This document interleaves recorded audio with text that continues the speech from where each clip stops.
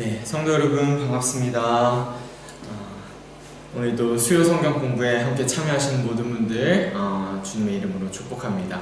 이 시간 함께 찬송하심으로 오늘 수요 성경 공부를 시작하겠습니다. 함께 찬송가 478장 참 아름다워라 함께 찬송하시겠습니다.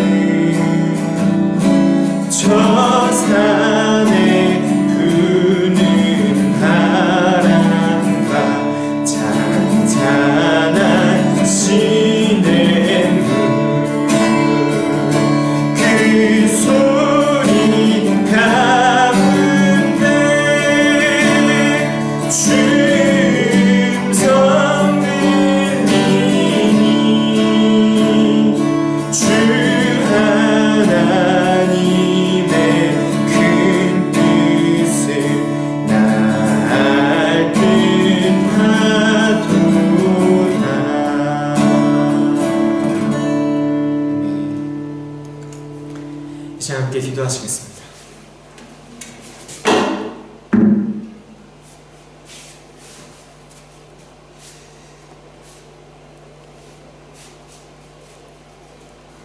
놀라운 사랑으로 우리를 사랑하시며 우리의 아버지 되시고 우리의 창조주 되신 하나님 감사합니다.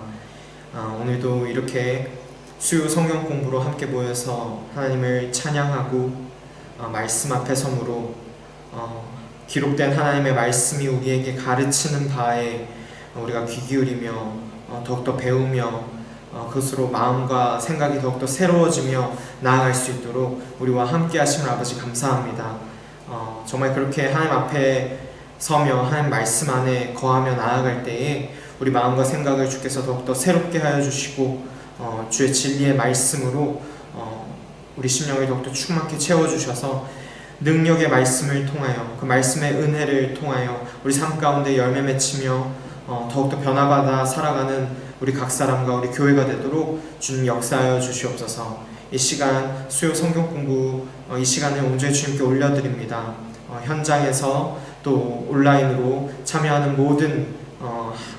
모든 각 사람 심령마다 그 영혼 가운데 하나님께서 은혜를 더하여 주시고 어디에 있든지 우리와 함께 하시는 하나님의 임재로 인하여 우리가 충만한 감사와 기쁨을 누리며 살아가도록 하나님 인도하여 주시옵소서.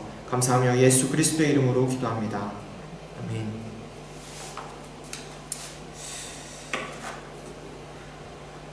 네, 반갑습니다. 우리 성도 여러분.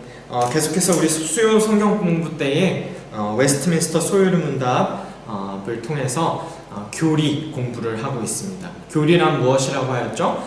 성경이 가르치는 바에 대한 답이라고 할 수 있습니다. 성경의 가르침.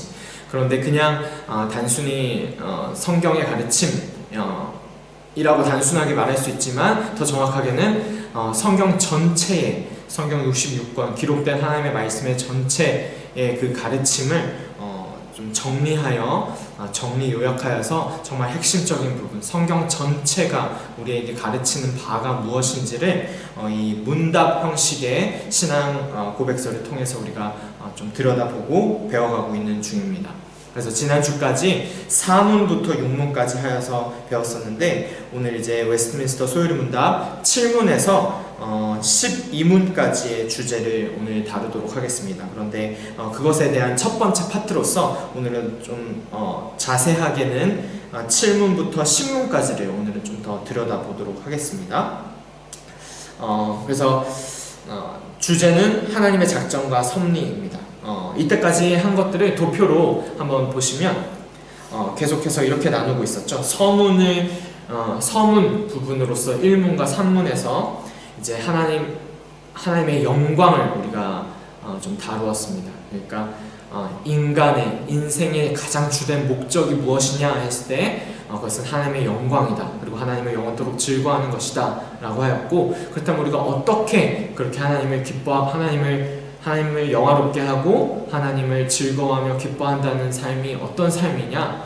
그것은 기록된 하나님의 말씀에 그 준칙이 기록되어져 있다. 그래서 우리가 말씀 중심으로 살아가는 것이 우리의 삶의 목적에 부합하여 살아가는 것이다 라는 것을 1문에서 3문까지 서문으로서 말을 해주고 있습니다. 그래서 3문에 가서는 그렇게 우리 삶에 대한 지침으로서 하나님의 영광을 위한 삶의 준칙으로서 주신 그 하나님의 말씀은 대체 가장 중요하게 가르치는 것이 무엇이냐라고 했을 때 도표에서 보시는 바와 같이 크게 하나님에 대하여 믿을 것과 하나님이 사람에게 요구하시는 본분, 이 두 가지로 나누어진다고 하였죠. 그래서 복음과 율법을 성경이 가르치고 드러낸다고 볼 수 있다고 얘기하였습니다.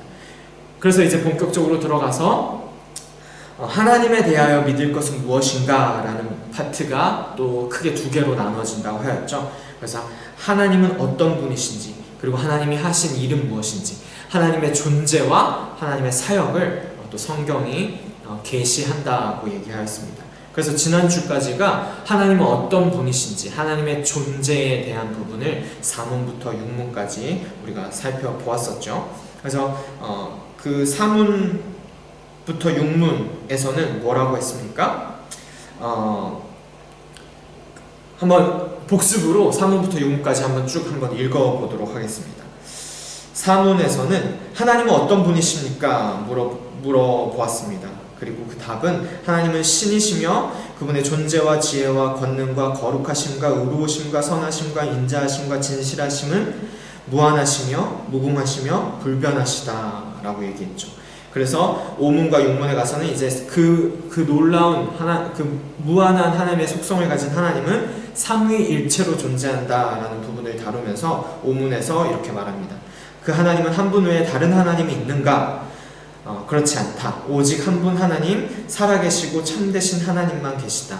오직 우리 하나님 한 분만이 유일한 하나님이시다 라고 하면서 삼위일체이시다. 오직 이 한 분만 유일한 하나님이다. 이 한 분 하나님만 진정한 하나님이다 라는 말을 했습니다. 그래서 6문에 가서는 근데 그 유일하신 한 분이신 이 하나님은 혼자가 아니셔서 세 위격으로 존재한다 라고 하는 신비로운 하나님의 존재 방식을 또 보여주고 있는 것이 6문이었습니다. 하나님의 신격에는 몇 위가 계십니까? 하나님의 신격에는 성부, 성자, 성령 3위가 계십니다. 이 3위는 한 하나님이며 본질이 동일하시고 권능과 영광이 동등하십니다 라고 이제 지난주까지 하나님은 어떤 분인가, 하나님의 존재, 하나님에 대하여 믿을 것이 무엇인지를 성경에서 계시하고 가르쳐 주는데 그것에 대한 그 첫 번째는 하나님의 존재를 다룬다고 하였습니다. 그래서 하나님의 존재와 하나님의 사역이 이 하나님에 대하여 믿을 것이 무엇인가 라고 했을 때 크게 두 파트로 나뉘어지는 부분인데, 그 하나님의 존재를 지난주까지 우리가 다루어 본 것입니다. 그래서 도표로 다시 간략하게 좀 보면, 하나님의 속성을 먼저 다루어 준 것이죠. 소요리 문답에서도 하나님의 존재와 지혜와 권능과 거룩과 의로움과 진실하심. 근데 이것은 공유적 속성으로서 사람도 이것을 어느 정도 가지고 있다. 이러한 이 존재와 지혜와 권능과 거룩하심을 가진 이 하나님의 형상대로 사람이 창조되어서 사람도 존재하며 지혜와 권능과 거룩과 의로움과 진실함이 있다라는 것입니다. 그런데 하나님은 또한 사람과는 비공유하고 있는 비공유적 속성을 가지고 계셔서 그 모든 지혜와 존재와 권능과 거룩과 의로움과 진실하심이, 하나님은 무한하시고 영원하시고 불변하시지만 사람은 일시적이고 부족하고 변한다라는 그 일시적인가 부족함과 변함, 그것은 이 사람의 속성이라고 할 수 있지만, 하나님은 무한하고 영원하고 불변하신 비공유적 속성을 또한 성경에서 드러내 보여준다라는 것입니다. 하나님의 속성으로서 그 하나님의 속성이 이렇게 크게 공유적, 사람과 공유하는 그 공유적 속성과 또 그렇지 않은 비공유적 속성으로서 나누어지는 부분을 말씀을 통해 알 수 있었습니다. 그리고 그러한 속성을 가진 하나님은 삼위일체로 존재하신다라는 부분을 또 나눈 것이죠. 그래서 삼위일체를 기억할 때는 항상 가장 중요한 것은 성부, 성자, 성령. 성부도 하나님이고 성자도 하나님이시며 성령도 동등하고 동일한 본질을 가지신 하나님이시다. 그래서 일체이시다. 오직 이 한 분만 한 하나님으로서 유일한 하나님이다 라는 것과, 그런데 성부는 성자가 아니시고 성자는 성령이 아니시고 성령은 성부가 아니다. 이 성부, 성자, 성령은 분명하게 구분되신다. 그러나 또 나뉘어지진 않으셔서 한 하나님이다 라는 이 신비로운 이 존재 방식을 그 삼위로 존재하신다라는 것을 성경이 잘 드러내주고 말해준다라는 것을 그대로 받아들이며, 동시에 또 성경은 일체이시다, 한 하나님이다, 한 분이다 라는 것을 또 같이 말해준다라는 것입니다. 그래서 그 두 부분을 우리가 나뉘어서 생각하는 것이 아니라 구분되나 나뉘어지지 않는 신비로운 하나님의 존재 방식으로서 우리가 믿음으로 이 삼위일체 하나님을 믿고 고백한다라는 부분, 그것을 삼위일체 교리를 얘기할 때는 그 부분을 반드시 우리가 기억해야 되는 부분이다라고 나눴었습니다. 그래서 이제 그 다음 도표를 보시면 그렇게 4문부터 6문까지를 우리가 다루어 보았는데, 이 소요리 문답 이 교리 공부를 할 때는 항상 그 소요리 문답 전체, 이 교리 전체의 그 구조를 항상 잘 기억하며 나가는 것이 너무나도 중요하고 그것을 기억하며 나가는 것이 좋습니다. 그러니까 이 1문부터 107문이 어떻게 구조하고 있고, 그 구조가 어떻게 되어 있고, 그리고 각 문답이 어느 그 구조상에 어떠한 위치에 있는지를 우리가 항상 기억하며 나아가는 것이 좋은데, 이 전의 도표에서 본 것과 같이 그것을 조금 자세히 이제 다시 좀 도표화하여 보면은, 하나님에 대하여 믿을 것은 무엇인가 라고 우리가 이제 그 파트에 들어와서 자세히 보고 있는 중인 것입니다. 그리고 그 하나님에 대하여 믿을 것과 하나님이 사람에게 요구하시는 본분은 무엇인가, 크게 두 가지가 나뉘어지는데, 그 큰 두 파트 중에 먼저 우리가 하나님에 대하여 믿을 것은 무엇인가를 보고 있는 것이죠.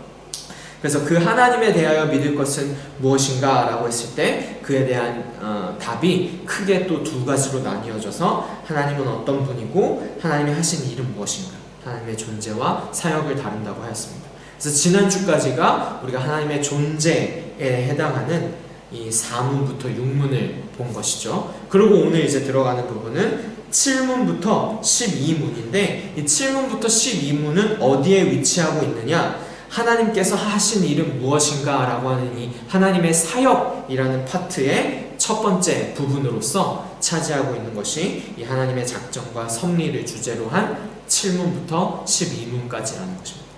그러니까 오늘부터는 저희가 7문부터 하여서 이제 38문까지 하나님의 사역을 이제 들여다보게 되는 것이죠. 그러니까 하나님의 사역은 이렇게 크게 5가지로 이제 나뉘어지게 되는 것입니다. 하나님의 작정과 섭리, 인간의 죄와 타락, 성부의 예정 사역, 그리스도의 구속 사역, 성령의 적용 사역. 이 카테고리만 보아서도 알 수 있듯이 이 하나님의 사역에서도 하나님이 어떠한 분이심을 드러내고 있습니까?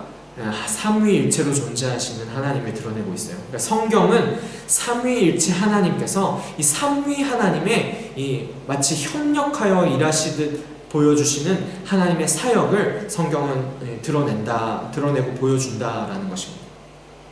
성부께서 예정하시고 그리스도께서는 구속하시고 그 구속 사역을 실행하시고 성령은 그리스도께서 하나님 아버지께서 예정하시고 그리스도께서 실행시키신 그 구속 사역을 성령은 또한 우리에게 적용시켜 주신다라는 것을 이 카테고리만으로서도 우리가 이제 볼 수 있는데 그런 부분들을 이제 이 문답을 통해서 하나하나 이제 자세히 들여다보도록 하겠습니다.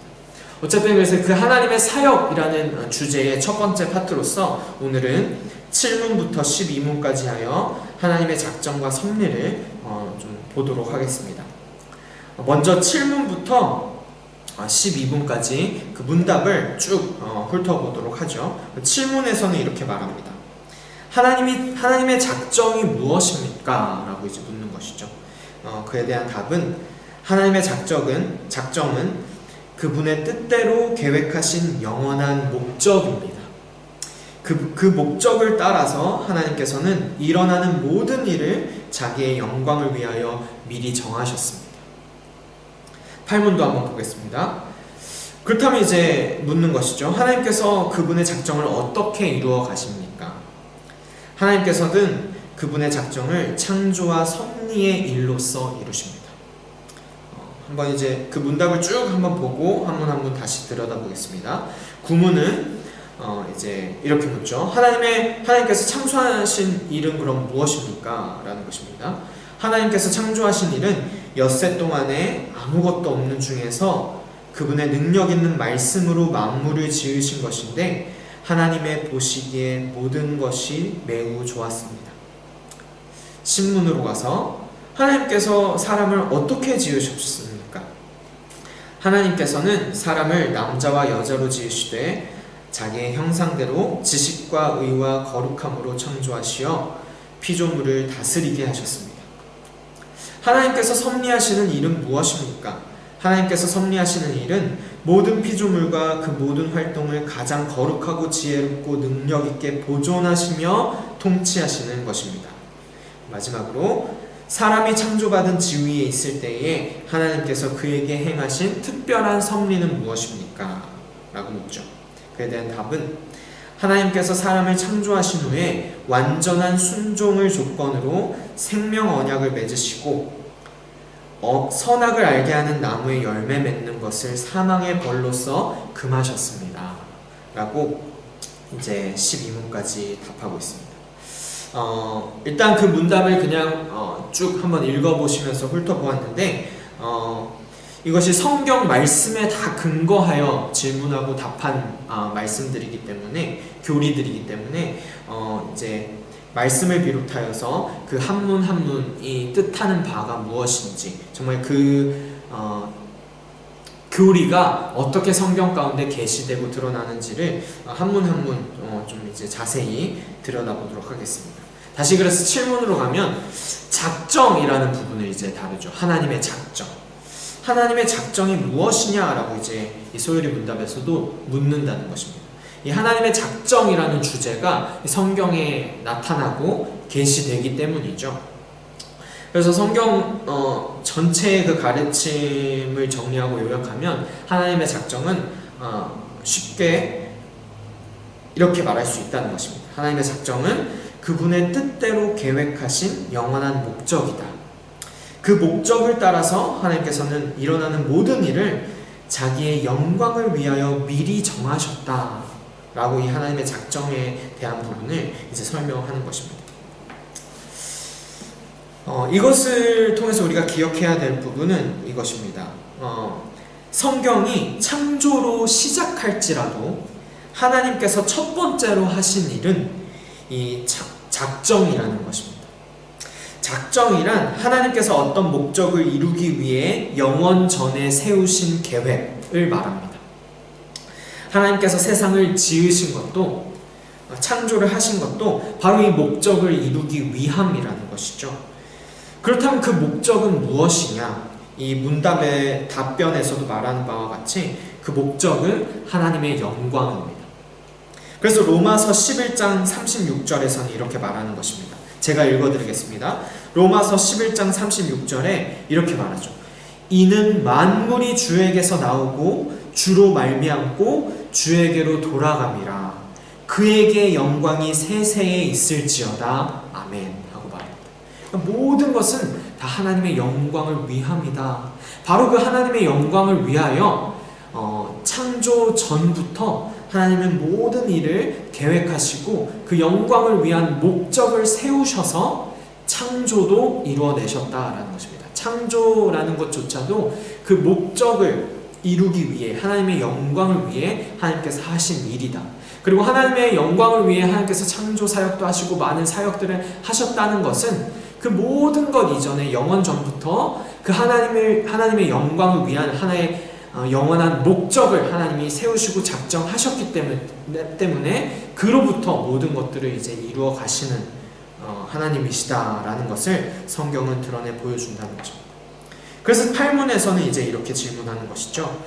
하나님께서는 그런 영원한 목적을 두시고 계획하시고 작정이라는 것을 세우셨는데 그분의 그 작정을 그러면 어떻게 이루어 가십니까? 라고 묻는 것입니다.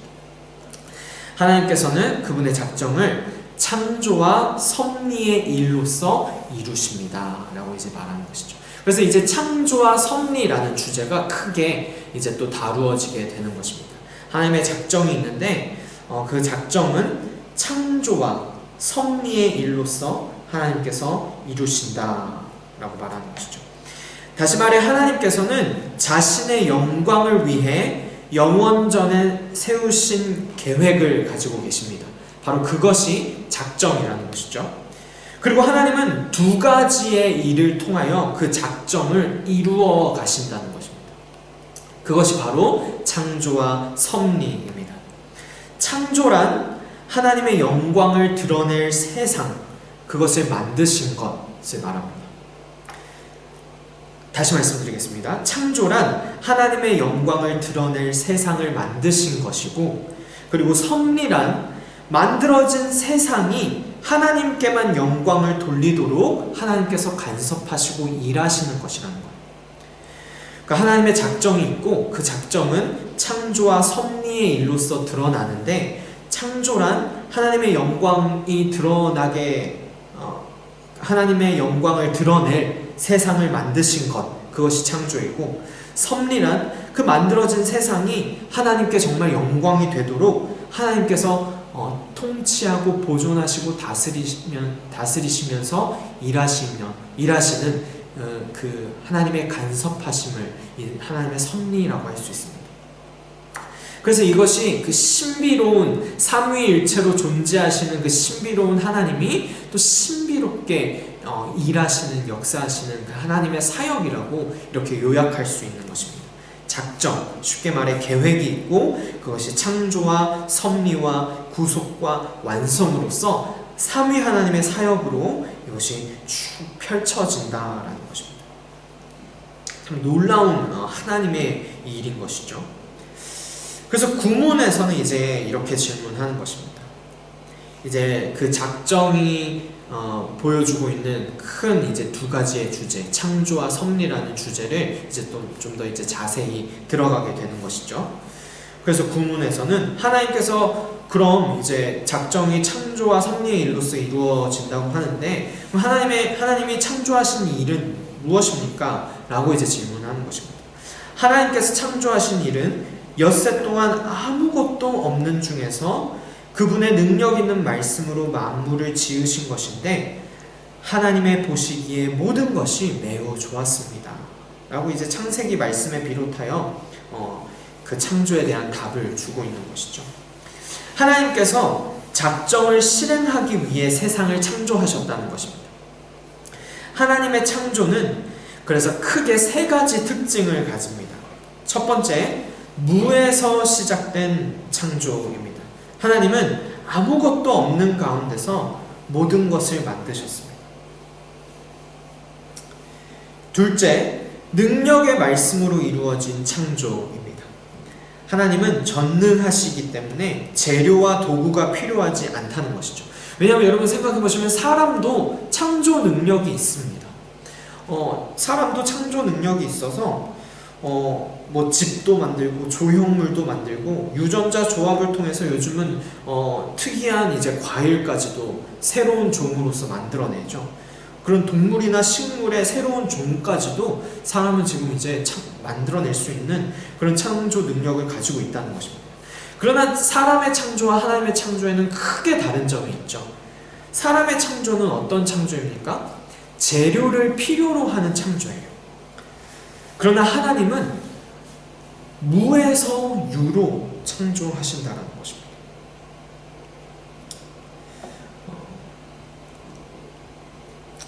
그것이 이 하나님의 창조가 가지는 큰 세 가지 특징 중에 두 번째 특징입니다. 무에서 유로 만드시는, 재료와 도구가 필요하지 않는 능력의 말씀으로 이루시는 창조.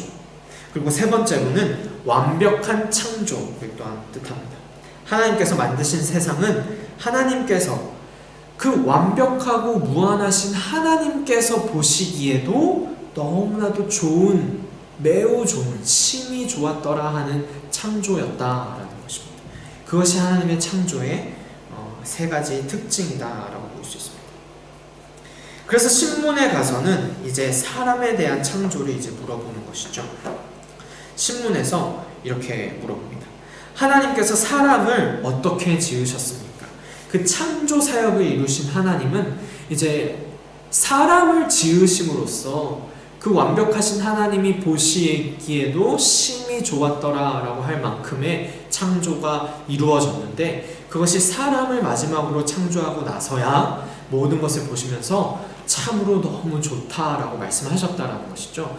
그럼 그 하나님이 보시기에도 너무 좋다라고 말할 만한 그 창조가 사람을 만듦으로써 다 완성되고 창조되어서 이제 좋다라고 말씀하셨는데, 그러면 그 사람을 하나님은 어떻게 지으셨냐라는 것입니다. 이 사람의 창조가 어떠한 창조였길래 모든 것의 정점으로서 완성을 이루며 심히 좋다라고 말씀하실 정도의 창조였는가라는 맥락에서의 질문인 것이죠.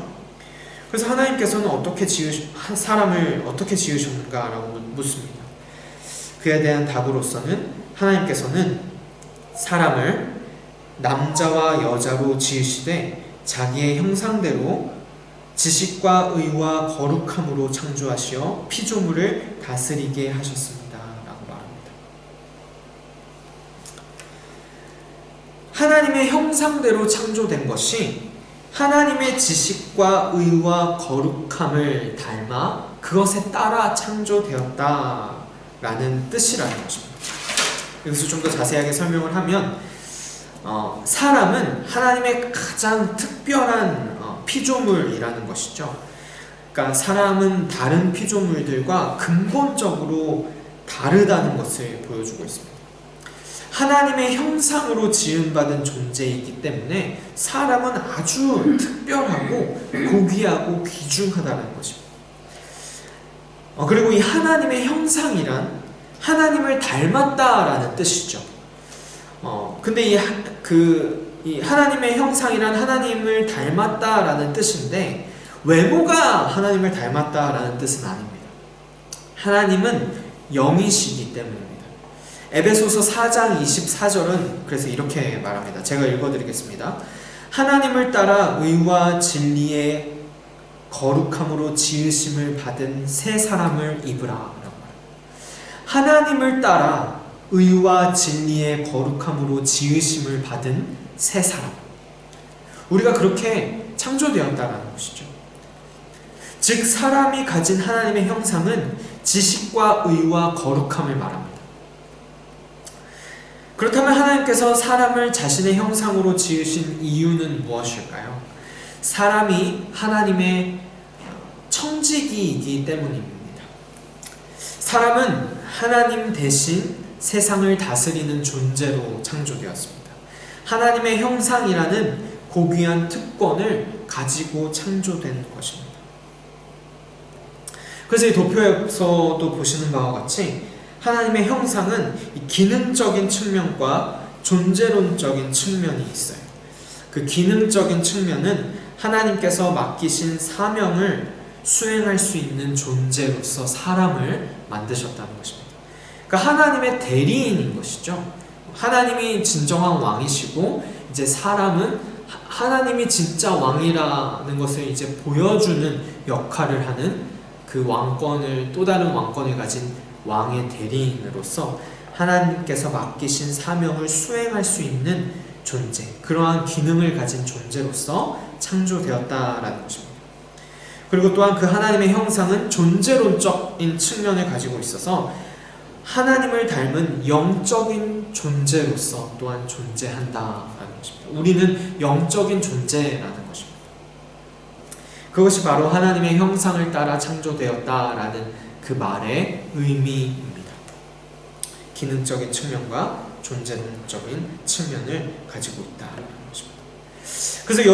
그래서 여기까지 7문부터 신문까지가 질문하고 답하는 이 문답이 성경 구절을 통해서 우리가 함께 또 볼 수 있는 부분이 무엇인지를 말씀을 통해 몇 가지 더 우리가 들여다보도록 하겠습니다. 이 창조 사역을 딱 보여주는 구절을 생각하면 어떤 구절이 있나요? 바로 창세기 말씀이 가장 그 중점에 있는 말씀이겠죠. 창세기 1장 1절에서 뭐라고 말씀하십니까? 태초에 하나님이 천지를 창조하셨다라고 말합니다.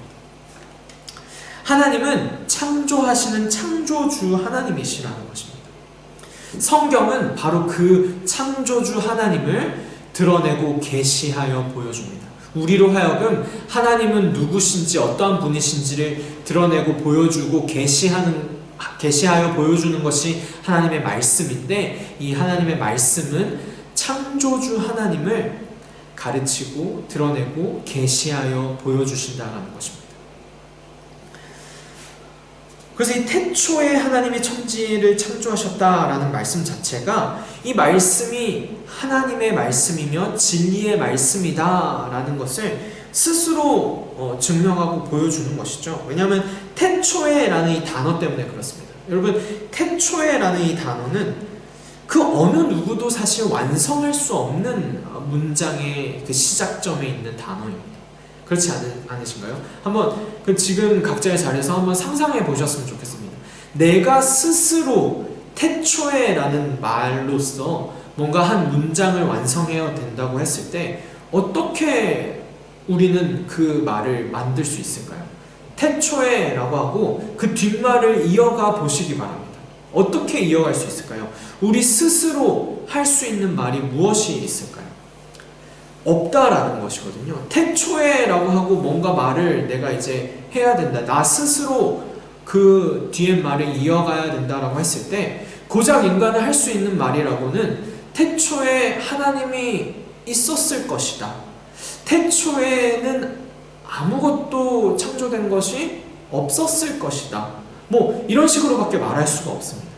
그러나 오직 진리를 선포하고 선언하는 하나님의 말씀만 태초에 하나님이 천지를 창조하셨다라고 분명하게 선언하고 말씀할 수 있다는 것이죠. 그 어느 누구도 인간은 그 스스로가 태초에 어떠하였다라고 말할 수 없다는 것입니다.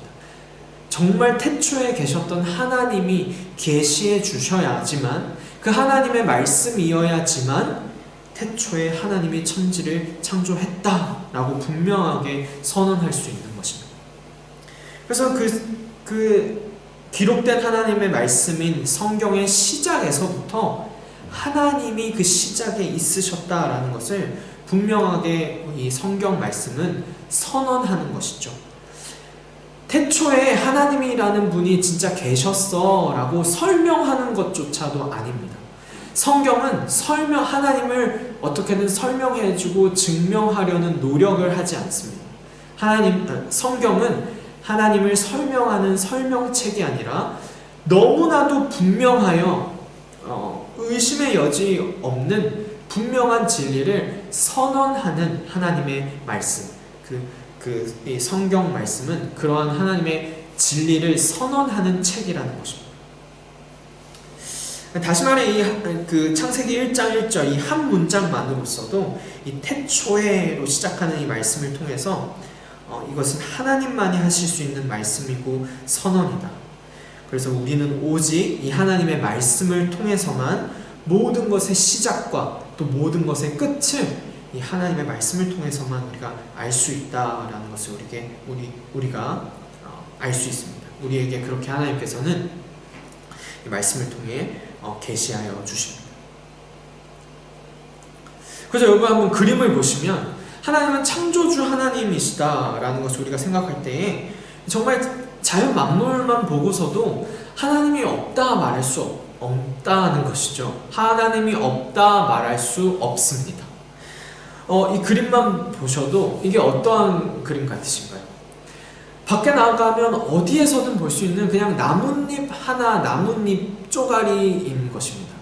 아주 조그마한 그냥 나뭇잎 하나도 확대하여 엑스레이를 찍어서 이렇게 들여다보니까 아주 세세하게 그 길이 나 있고 이 나뭇잎 생명이 뿌리에서부터 그 영양을 공급받아서 세세하게 하나하나 갈라져서 형체를 이루고 창조되어 만들어졌다라는 것을 볼 수 있는 것이죠. 더 놀라운 그림을 하나 더 보시면 이런 그림이 있습니다. 이게 무엇인지 여러분 아시겠나요? 잠자리 날개입니다. 잠자리 날개를 확대하여 보면 너무나도 세세하고 세밀하게 촘촘히 이렇게 그 형체를 이루어 가고 있는데 그 형체의 이 세세하고 촘촘한 이 구멍이 하나도 그냥 뚫려 있지 않고 막이 씌워져서 날개를 이루어 만들어졌어요. 근데 이 날개로 잠자리가 날아다닌다는 것이죠.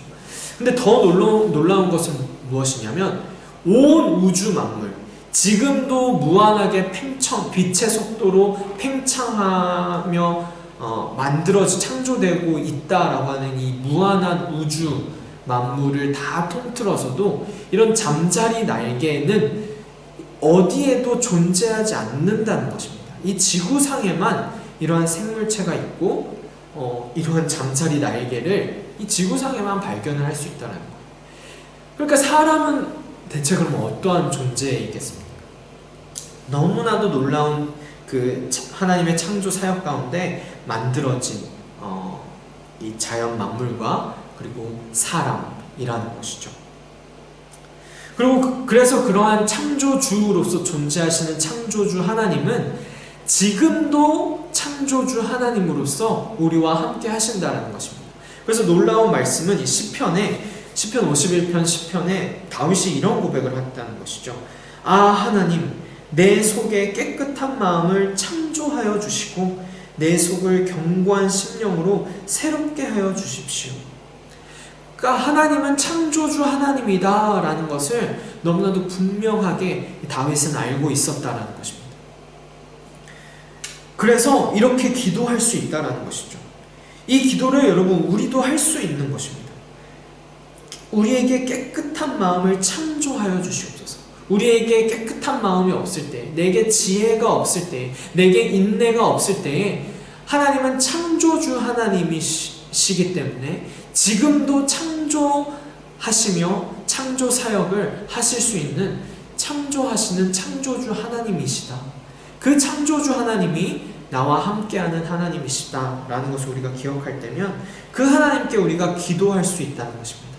나에게 정결한 마음, 내 안에 인내가 없습니다. 내 안에 깨끗함이 없습니다. 이 깨끗한 마음을, 정결함을, 인내함을, 지혜를 내 안에 창조하여 주시옵소서.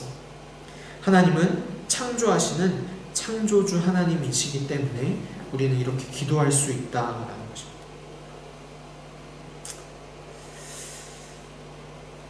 그렇게 여러분, 우리 하나님은 창조하시는 창조주 하나님이십니다. 태초에 하나님이 천지를 창조하셨다라고 말하기 때문입니다. 하나님께서는 태초에 모든 것을 창조하시고 다 만드시고 사람을 마지막으로 창조하신 후에 모든 것을 보시며 심히 좋았다라고 말씀하십니다. 심히 좋다. 그러고 하나님께서는 무엇을 하셨나요? 안식을 하셨습니다. 그 모든 6일간의 창조를 마치시고 하나님께서 7일째에 안식하시고 쉬신 이유는 무엇일까요? 하나님께서 피곤하셔서 6일 동안의 창조를 이루시고 이제 너무 힘들다 하고 7일째 쉬셨습니까? 그렇지가 않죠. 하나님은 쉬실 필요가 없으신 분이십니다. 그렇다면 그것을 우리가 기억하였을 때는 모든 것을 다 창조하시고 7일째 휴식을 가지신, 안식을 가지신 데에는 뭔가 의미가 있다라는 것을 우리가 알 수 있습니다. 우리에게 뭔가를 또한 계시하여 주시고 보여주시기 위하여 안식을 취하셨다라는 것입니다.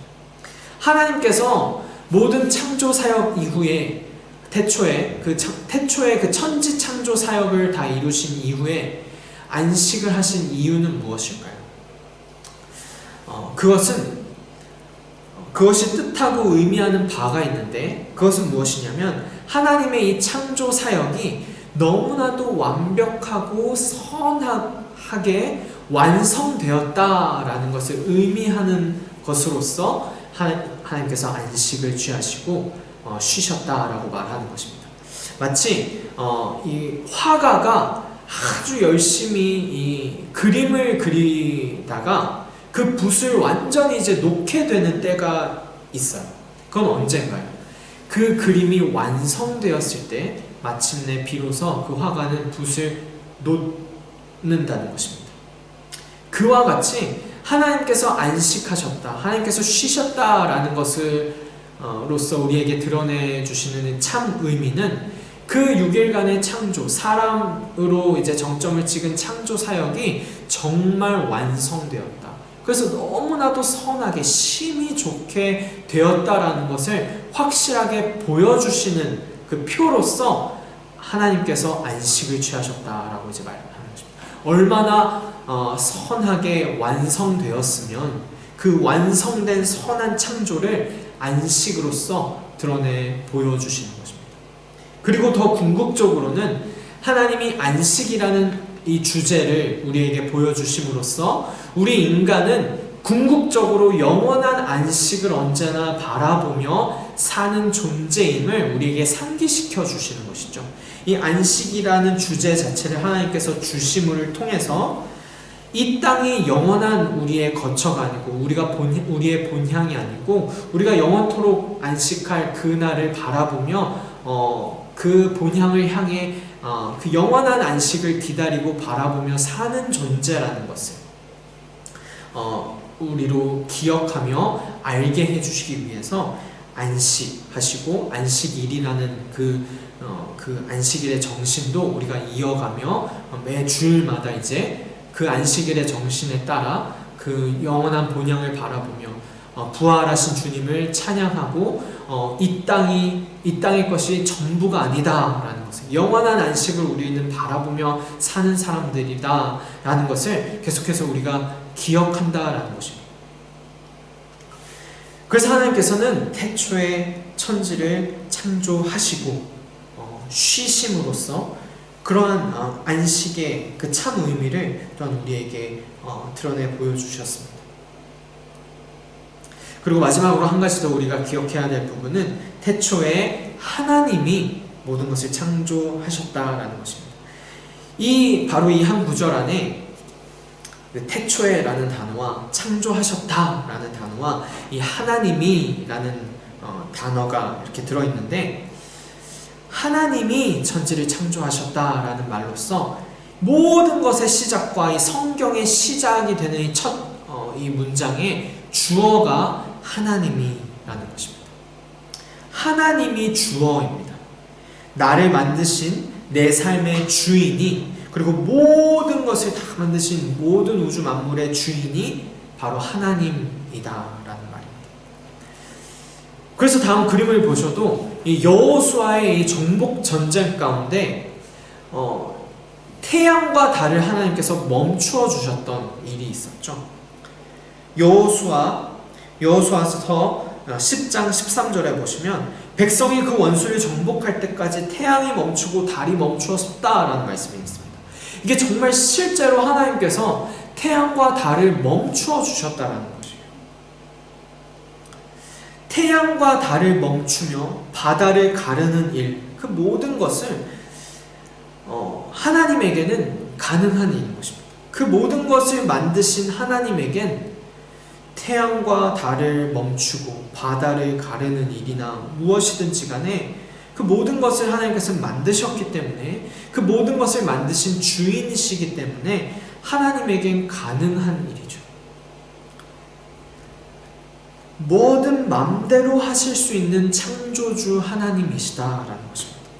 그런데 더 놀라운 것은 무엇이냐면, 이렇게 태양과 달도 멈추실 수 있고 바다도 그저 갈라버리실 수 있는 모든 것을 만드신, 뭐든 마음대로 하실 수 있는 주인이신 창조주 하나님이 사람에게 있어서만큼은 사람과는 마치 묻고 듣고 대답하며 소통하시며 함께 하시기 원하시는 하나님이시다라는 것입니다. 그래서 시편 8편에는 이렇게 말을 하죠. 사람이 무엇이기에 뭐든 다 마음대로 하실 수 있는, 태양도 멈추고 달도 멈추실 수 있는 모든 것을 만드신 모든 것의 주인이신 창조주 하나님께서 사람이 대체 무엇이기에 주님께서 이렇게까지 생각하여 주시며, 사람의 아들이 무엇이기에 주님께서 이렇게까지 돌보아 주십니까? 뭐든 마음대로 하실 수 있는 주인이신 창조주 하나님께서 이 사람에게 있어서만큼은 이토록 생각하여 주시고 돌보아 주시며 묻고 들으시며 소통하시는 하나님이시다라는 것입니다. 다시 말해 이 성경은 창조주 하나님을 계시하고 드러내 보여주시면서 그 하나님은 나를 만드시고 나를 사랑하셔서 뭐든 마음대로 하실 수 있는 하나님께서 이 인간이라는 존재만큼은 너무나도 생각하여 주시고 돌보아 주시는 하나님이시다라는 것입니다. 그렇게 우리 하나님은 창조주 하나님이십니다. 모든 것을 만드시고 다스리십니다. 섭리하십니다. 태초에 하나님이 천지를 창조하셨다는 말은 성경만이 할 수 있는 선언입니다. 하나님을 일일이 설명하는 것이 아니라 분명하고 확실하게 진리를 선포하면서 바로 그 하나님께서 나를 만드셨다라고 말을 합니다. 근데 하나님께서는 나를 만드셨을 뿐만 아니라 지금도 나를 생각하시며 지금도 나를 돌보아 주십니다. 삼위일체로 존재하시는 그 신비롭고 높고 놀라우신 그 사랑의 하나님이 바로 나의 창조주이다라는 것입니다. 그리고 바로 나의 창조주라는 그 사실을, 그 하나님이 나의 창조주라는 그 사실을 날마다 기억하며 그 사랑을 깨닫고 그에 합당한 감사와 기쁨을 가지고 살도록 성령 하나님께서 오늘 나의 삶도 그렇게 도와주신다라고 성경은 또한 말하고 있습니다. 그래서 여러분, 오늘 이 7문부터 10문까지를 우리가 이 문답을 통해서 살펴보았는데, 거기서 가장 중요한 것은 하나님께서 하나님의 영광을 위해 영원한 목적을 세우셔서 작정하셨는데 그 작정을 창조와 섭리의 일로서 이루어 가신다라는 것입니다. 그래서 다음 주에는 이제 섭리 파트를 우리가 들여다볼 텐데, 오늘은 창조로서 어떻게 하나님의 작정을 이루어 가시고 그 창조 안에는 어떠한 창조 사역이 있었는지를 우리가 들여다보았습니다. 그리고 그것 가운데 가장 중요한 것은 창조 사역을 하시는 그분은 창조주 하나님으로서 나를 만드시고 나를 너무나도 생각하시고 나를 돌보시는, 나와 함께 하시는 창조주 하나님이시다 라는 것을 오늘의 가장 중요한 부분으로 살펴보았습니다. 그래서 마지막으로는 다음 주에 이제 그 하나님의 작정을 이루어 가시는 창조와 섭리의 일로서 두 번째 파트가 되는 섭리의 일에는 어떠한 부분이 있는지를 11문과 12문을 통해서 살펴보고자 합니다. 이 11문과 12문은 이제 하나님의 언약 부분을, 이제 그 언약 개념을 이제 또 다루고 있기 때문에 너무나도 좀 더 크고 중요한 부분이라서 오늘 다루진 않고 다음 주에 이어서 하도록 하겠습니다. 그래서 다음 주에는 이 11문과 12문에서 이렇게 우리가 다루게 될 것입니다. 다음 그 질문을 보면, 하나님께서 이제 섭리하시는 일은 무엇입니까? 라고 묻는 것이죠. 하나님께서 섭리하시는 일은 모든 피조물과 그 모든 활동을 가장 거룩하고 지혜롭고 능력있게 보존하시며 통치하시는 것이다. 보존과 통치라는 부분을 다루게 될 것입니다. 그리고 12문에 가서는 사람이 창조받은 지위에 있을 때에 하나님께서 그에게 행하신 특별한 섭리가 있는데 그것이 무엇이냐라는 것이죠. 하나님께서 사람을 창조하신 후에 완전한 순종을 조건으로 생명 언약을 맺으시고 선악을 알게 하는 나무 열매를 먹는 것을 사망의 벌로서 금하셨습니다 라고 하는 것이 이 사람에게 특별하게 행하신 이 특별한 섭리라는 것입니다. 그래서 그 사람에게 행하신 특별한 섭리를 다루면서 이제 언약이라는 그 주제를 이 말씀을 통해서 좀 더 들여다보도록 하겠습니다. 어쨌든 그래서 핵심을 이제 정리해 보면 핵심은 이렇게 정리가 됩니다. 오늘 다룬 이 7문에서부터 10문까지와 또 다음 주에 다룰 12문까지를 핵심을 먼저 우리가 한번 쭉 훑어보면, 7문이 말한 핵심은 이것이죠. 하나님은 자신의 영광을 위해 일어날 모든 일들을 계획하셨습니다 라는 것입니다. 하나님의 작정을 우리가 다룬 것이죠. 그리고 그 하나님은 자신의 영광을 위해 만물을 창조하셨다. 그리고 그 만물 위에 하나님은 또한 섭리하신다. 그 모든 것이 하나님의 영광을 위한 것이다. 그리고 우리도 그 하나님의 영광을 위한 존재로서 그 안에 속하여 있고 한 파트를 맡은 하나님의 형상대로 창조된 피조물이다 라고 또한 우리가 기억해 볼 수 있습니다. 그리고 9문은 하나님은 오직 말씀만으로 세상 모든 것을 매우 좋게 창조하셨습니다. 하나님께서 창조하셨다라는 것을 이제 9문에서 또 다룬 것이죠. 그리고 10문에 가서는 하나님은 사람을 하나님의 형상으로 지으셨습니다 라는 부분을 핵심적으로 다룬 것입니다. 그리고 다음 주에 이제 함께 보게 될 11문과 12문은 이렇게 말합니다. 하나님은 지으신 세상을 내버려 두지 않으시고 보존하고 통치하십니다. 지금도 보존하시고 통치하시고 다스리시는 왕이신 하나님이시다라는 것이죠. 그리고 12문에서 하나님은 사람에게 영원한 생명을 주시려고 생명 언약을 맺으셨다라는 부분을 우리가 이제 함께 다루게 되겠습니다. 이 11문과 12문은 다음 주에 다룰 것인데도 불구하고 이 핵심까지 그리고 그 문답을 함께 오늘 같이 읽어본 이유는 이 그 7문부터 12문까지가 하나의 한 파트의 주제로서 같이 이어서 가기 때문입니다. 그래서 오늘 12문까지 사실 다 해야 되는데 11문과 12문이 조금 더 깊은 이제 언약 주제를 다루고 있기 때문에 다음 주에 좀 더 같이 이제 함께 보도록 하겠습니다. 네.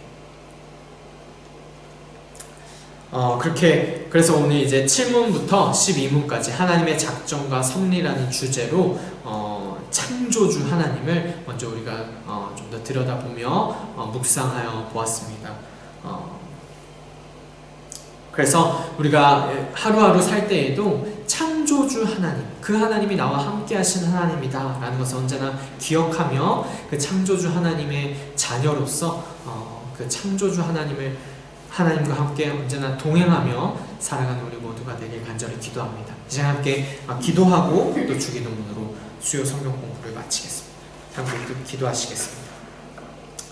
하나님 아버지 감사합니다. 나를 창조하신, 나를 만드신 하나님이 나를 정말로 만드셨다, 나를 창조하셨다라는 것을 생각할 때 우리가 하나님을 더욱더 바라보며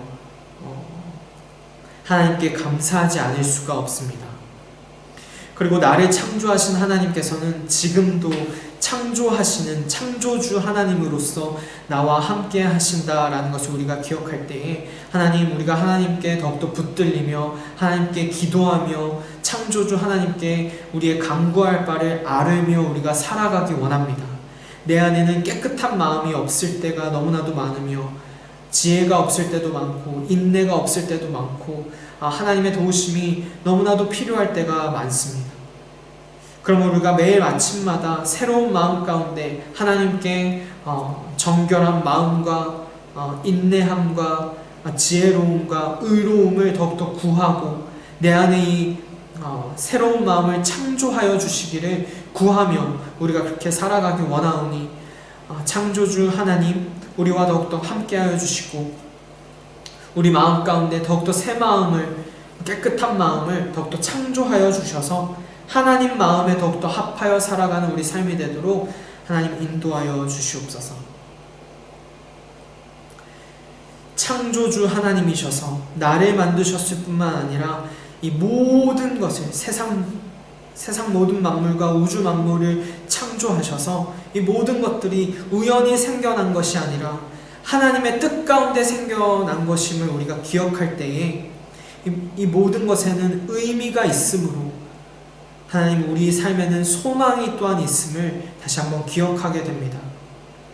모든 것들이 그저 생겨났다면 아무 의미가 없는데 하나님께서 만드심으로 인하여 그 영적인 의미를 우리에게 드러내시고 보여주시고 알려주실 때에 그것에 더욱더 감사하며 우리의 모든 소망을 창조주이신 하나님께 두고 우리가 그렇게 살아갈 수 있도록 우리 마음을 더욱더 깨워주시고 우리 삶을 더욱 주님께서 인도하여 주시옵소서. 창조주 하나님, 모든 영광과 감사를 하나님께 올려드립니다. 감사하며 예수 그리스도의 이름으로 기도합니다. 아멘. 하늘에 계신 우리 아버지, 아버지의 이름을 거룩하게 하시며 아버지의 나라가 오게 하시며 아버지의 뜻이 하늘에서와 같이 땅에서도 이루어지게 하소서. 오늘 우리에게 일용할 양식을 주시고 우리가 우리에게 잘못한 사람을 용서하여 준 것 같이 우리 죄를 용서하여 주시고 우리를 시험에 빠지지 않게 하시고 악에서 구하소서. 나라와 권능과 영광이 영원히 아버지의 것입니다. 아멘.